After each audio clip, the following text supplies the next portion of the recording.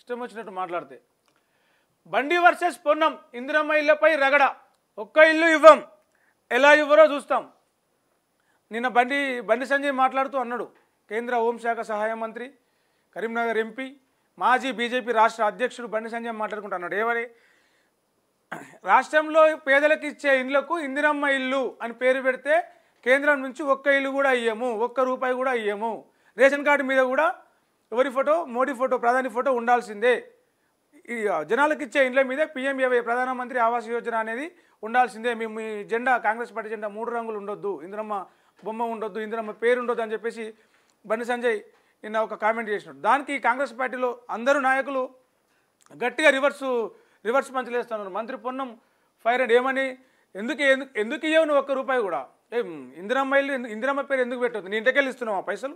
నీ జోబులకి వెళ్ళి ఇస్తున్నావా అని చెప్పేసి బండి సంజయ్ మీద పొన్నం ఫైర్ అయ్యాడు. నిజంగా కూడా ఏ రాష్ట్రం అధికారంలో ఉంటే, రాష్ట్రంలో ఏ పార్టీ అధికారంలో ఉంటే ఆ పార్టీకి సంబంధించిన పేరుతోటి పథకాలు వస్తాయి. ఆ పార్టీకి సంబంధించిన పార్టీకి సేవ చేసిన మాజీ ముఖ్యమంత్రులు కావచ్చు, ప్రధానమంత్రులు కావచ్చు, నాయకులు కావచ్చు, నాయకుల పేరు మీద పథకాలు తీసుకొస్తారు. ఇప్పుడు మీ కేంద్రంలో తీసుకురాలేదా బీజేపీ? ఎన్ని పథకాలు తీసుకురాలేదు? ఎన్ని రాష్ట్రాలలో నగరాలకు పేర్లు మార్చలేదు?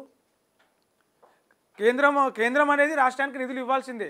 వాళ్ళకి రాష్ట్రంలో ఆ పథకం అమలు అవుతుందా లేదా, అందులో అవినీతి జరిగిందా అని చూడాలి. కానీ ఏ పేరుతో పెడితే ఏంది, ప్రజలకు మేలు జరగాలని మీరు కూడా అనుకుంటారు కదా. ఇంకోటి, ఎవరు జోబులకి వెళ్ళి ఇయ్యరు, ఏ ఎంపీ జోబులకి వెళ్ళి ఇయ్యరు, ఏ కేంద్ర మంత్రి జోబులకి వెళ్ళి ఇయ్యరు, ఏ మంత్రి కానీ, ఎమ్మెల్యే కానీ, ఏ సీఎం, ఏ PM ప్రజలకు ఇచ్చేది ఏది వాళ్ళ జోబులకి వెళ్ళి ఇయ్యరు, వాళ్ళ ఇళ్ళకి వెళ్ళి ఇయ్యరు, వాళ్ళ పార్టీ ఫండ్లకి వెళ్ళి ఇయ్యరు. ప్రజలు కట్టిన పన్నులలోంచే తీసుకుపోయి మళ్ళీ ప్రజలకే వాళ్ళకి సంబంధించిన పథకాలు కావచ్చు, సంక్షేమం కావచ్చు, ఇల్లు కావచ్చు, రేషన్ కార్డులు కావచ్చు, రోడ్లు కావచ్చు, స్కూళ్ళు, ఆసుపత్రులు, హాస్పిటళ్ళు, ఏదున్నా ప్రజలు కట్టే పన్నుల్లోంచే తిరిగి మళ్ళీ ప్రజలకే ఖర్చు పెడతారు. కాబట్టి మేము ఒక్క రూపాయి ఇయ్యం, మేము పావులు ఇయ్యం, మేము ₹1 ఇయ్యం, మేము ₹10 కూడా ఇయ్యం అనే మాటలు బంద్ చేసుకోవాలి బండి సంజయ్ గారు.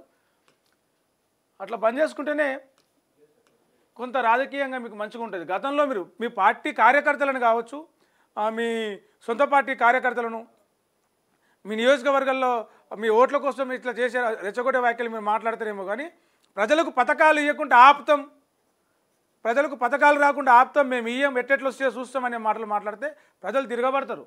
కరెక్ట్ పద్ధతి కాదు అది.